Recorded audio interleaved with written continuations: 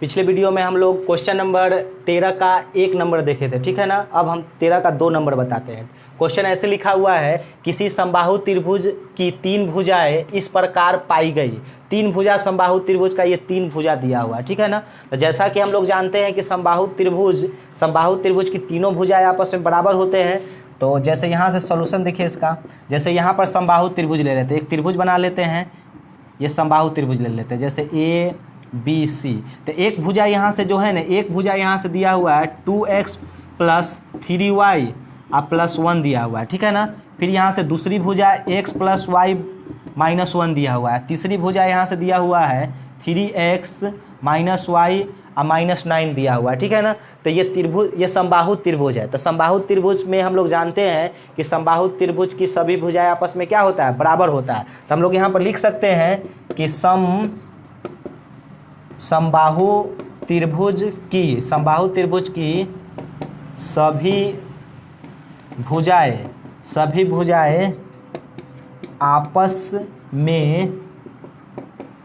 आपस में बराबर होते हैं। तो आपस में बराबर होते हैं सभी भुजा, ये भी भुजा बराबर होता है, ये भी भुजा, ये भी भुजा, ये तीनों भुजा आपस में बराबर होता है। तो हम लोगों को 2 इक्वेशन बनाना है। तो कोई भी 2 भुजा को आपस में बराबर करके चलते हैं। पहले ये दोनों को बराबर करके एक इक्वेशन बनाते हैं, फिर ये दोनों के बराबर करके एक इक्वेशन बनाएंगे, और उससे x और y का वैल्यू निकल जाएगा, और x y का वैल्यू ये तीनों में रख देंगे तो उससे क्या निकल जाएगा, समबाहु त्रिभुज की भुजा निकल जाएगा, ठीक है ना। और जब समबाहु त्रिभुज का भुजा निकल जाएगा तो लिखा हुआ है कि त्रिभुज की परिमाप बताने के लिए, यानी परिमाप का मतलब ये तीनों भुजाओं का योग बताना है, ठीक है ना। तो समबाहु त्रिभुज की परिमाप होता है 3 गुने भुजा, यानी तीनों आपस में बराबर होता है, ये भी ए, ये भी ए, ये भी ए। तो भुजा समबाहु त्रिभुज की परिमिति कितना हो जाएगा, 3a हो जाएगा। तो सबसे पहले हम लोग भुजा निकालते हैं। तो भुजा निकालने के लिए सबसे पहले एक्स वाई निकालना पड़ेगा। तो एक्स वाई निकालने के लिए हम लोग क्या करना पड़ेगा, 2 वेरिएबल है यहाँ पर, देखो तो कितना वेरिएबल है यहाँ पर, एक्स और वाई, यहाँ भी एक्स वाई, यहाँ भी एक्स वाई।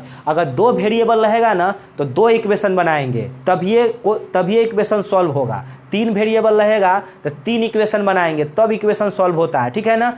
अगर 1 वेरिएबल रहे तो 1 इक्वेशन रहेगा तब सॉल्व होगा। ऐसा नहीं कि अगर 2 वेरिएबल है और 1 इक्वेशन बनाएंगे तो उसका सॉल्यूशन जो होता है ना, अनगिनत होता है। जैसे अगर हम बोलते हैं कि 3x +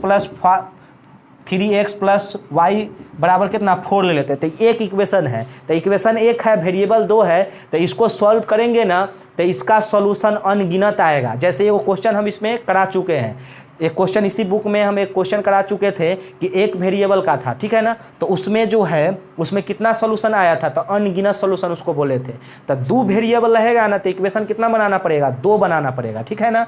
तो 2 बनाते हैं तो सभी भुजाएं आपस में बराबर है, तो कोई 2 को इक्वल करते हैं तो उससे 1 इक्वेशन बनेगा। तो ये दोनों को इक्वल कर लेते हैं, 2x - 3y + 1 बराबर, यहाँ से x + y बराबर कितना हो जाएगा, -1 हो जाएगा।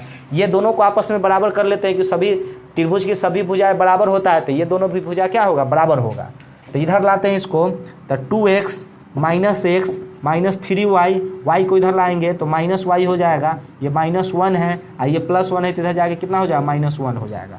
तो यहाँ से हो जाएगा x - 4y बराबर कितना हो जाएगा, -2। ये इक्वेशन नंबर 1 हो जाएगा, ठीक है ना। और सेकेंड इक्वेशन बनाने के लिए ये दोनों को बराबर करके सॉल्व करेंगे। तो यहाँ से हो जाएगा x + y - 1 बराबर, यहाँ से हो जाएगा 3x - y - 9 हो जाएगा, ठीक है ना। इसको इधर लाएंगे तो x - 3x + y हो जाएगा, और ये प्लस माइनस है तो इधर जाके कितना आ जाएगा, ये +y हो जाएगा। ये -9 है और ये -1 है तो इधर जाके क्या हो जाएगा, +1 हो जाएगा। तो यहाँ से हो जाएगा -2x - 2y + 2y अब बराबर, यहाँ से कितना आ जाएगा, -8 आ जाएगा, ठीक है ना। तो यहाँ से -2 कॉमन ले लेते हैं, तो x - y अब बराबर, यहाँ से कितना आ जाएगा, -8 आ जाएगा, ठीक है ना। तो यहाँ से हम लोग x - y बराबर यहाँ से आ जाएगा -8 और बटा कितना आ जाएगा, -2 आ जाएगा। इससे इसको कटाएंगे तो यानी यहाँ से x - y का मान कितना आ जाएगा, 4 आ जाएगा। तो इससे इक्वेशन नंबर हम लोग का कितना मिल जाएगा, सेकंड मिल जाएगा, ठीक है ना। दोनों इक्वेशन मिल गया हम लोगों को। अब दोनों इक्वेशन सॉल्व करेंगे तो इससे x y का मान लिख लेगा। अब दोनों इक्वेशन हम सॉल्व करके आप लोगों को बताते हैं, ठीक है ना। यहाँ से देखिए, जैसे यहाँ पर पहला इक्वेशन है x माइनस 4y बराबर कितना दिया हुआ है -2, इक्वेशन नंबर फर्स्ट है। Second equation x minus Y बराबर कितना दिया हुआ है 4 दिया हुआ है, ये इक्वेशन नंबर 2 है। आप यहाँ सेम है तो चिन्ह बदल कर हम लोग बना लेते हैं, तो इसको कैलकुलेट करेंगे तो -3y और ये कितना आ जाएगा -6 आ जाएगा। तो इसको कटाएंगे तो y का मान कितना माइनस y का मान 6 अपॉन कितना हो जाएगा 3, इसको कटाएंगे तो y का मान यहाँ से कितना निकल के आ गया 2 निकल के आ गया, ठीक है ना। तो y का मान 2 निकल के आ गया। अब समीकरण फर्स्ट में रखते हैं, तो समीकरण फर्स्ट में y का मान रखने पर, तो समीकरण फर्स्ट में y का मान रख लेते हैं, तो x माइनस 4y बराबर कितना दिया हुआ है -2 दिया हुआ है। तो x माइनस 4 इंटू वाई का मान कितना है 2 है और बराबर -2 हो जाएगा। तो x माइनस 8 बराबर यहाँ -2 हो जाएगा, तो x बराबर हो जाएगा -2 और ये माइनस है तो इधर जाके क्या हो जाएगा प्लस हो जाएगा, +8 हो जाएगा। तो यहाँ से हो जाएगा x का मान कितना आ जाएगा 6 आ जाएगा। तो यहाँ से x का मान भी निकल गया और y का मान भी निकल गया, ठीक है ना। तो अब हम लोगों को निकालना है, यहाँ पर क्या निकालना है, त्रिभुज के तीनों भुजाएं मालूम करना है, ठीक है ना। तो उसके लिए हम लोग मालूम करते हैं। यहाँ पर देखिए दिया हुआ है, पहली भुजा दिया हुआ है 2x माइनस 3y अब बराबर 1 दिया हुआ है, ठीक है ना। दूसरा भुजा x प्लस y या -1 दिया हुआ है और तीसरा भुजा x माइनस वाई -9 दिया हुआ है, ठीक है ना। जो x और y का मान जो आया है तीनों में रख कर देखते हैं पहले, ठीक है ना। तो तीनों में रखते हैं, तो x का मान यहाँ से रखते हैं, तो x का मान कितना है 6 आया है और y का मान यहाँ से कितना आया है 2 आया है, ठीक है ना, और +1। तो इसको सॉल्व करेंगे तो 12 ये 6 और ये +1, तो यहाँ से आ जाएगा 6 + 1 यानी कितना आ जाएगा 7 आ जाएगा, ठीक है ना। तो यहाँ से अब x का मान यहाँ से 6 रखते हैं और y का मान कितना 2 रखते हैं, ये -1 है तो -1, ये 8 हो जाएगा और -1 तो कितना हो जाएगा 7 आ जाएगा। फिर इसमें रख लेते हैं 3 इंटू x का मान कितना है 6 है और y का मान कितना है 2, ये -9, तो ये हो जाएगा कितना, ये 18 हो जाएगा और इसको जोड़ देंगे तो 11 हो जाएगा, ठीक है ना। तो यहाँ से इसका वैल्यू कितना आ जाएगा 7 आ जाएगा, ठीक है। तो हम लोगों को ऐसे हम किसी एक भुजा को लेकर भी बनाते ना तो क्वेश्चन हम लोगों को बन जाता, लेकिन हम ये चेक करना चाहते हैं कि वाकई में ये समबाहु त्रिभुज है कि नहीं है। ऐसे क्वेश्चन में लिखा हुआ है समबाहु त्रिभुज, तो पक्का समबाहु त्रिभुज होगा, लेकिन संतुष्टि के लिए अगर चेक करना चाहते हैं तो हम लोग चेक करके भी बना सकते हैं। तो हम जैसे कि हम यहाँ पर ये तीनों भुजा में x y का मान बैठा दिए हैं, तो यहाँ भी 7, यहाँ भी 7, यहाँ भी 7, यानी ये भी 7, ये भी 7, ये भी 7 आ गया, यानी तीनों का तीनों क्या आ जाएगा 7 आ गया, तीनों भुजाएं 7 आ गया, यानी तीनों भुजाएं बराबर हो गया। तो तीनों भुजाएं बराबर हो गया तो कौन सा त्रिभुज है, समबाहु त्रिभुज है। और समबाहु त्रिभुज का हमको क्या निकालना है, परिमिति निकालना है। तो समबाहु त्रिभुज की परिमिति निकालना है। तो समबाहु त्रिभुज की परिमिति निकालना है तो इसका फॉर्मूला होता है 3 गुने कितना होता है 3 गुने भुजा होता है। तो 3 गुने भुजा होता है यानी 3 इंटू भुजा कितना दिया हुआ है 7 दिया हुआ है, तो कितना आ जाएगा 21 आ जाएगा, ठीक है ना। तो इस तरह से हम लोगों का क्वेश्चन ये सॉल्व हो गया, ठीक है। नेक्स्ट क्वेश्चन देखते हैं।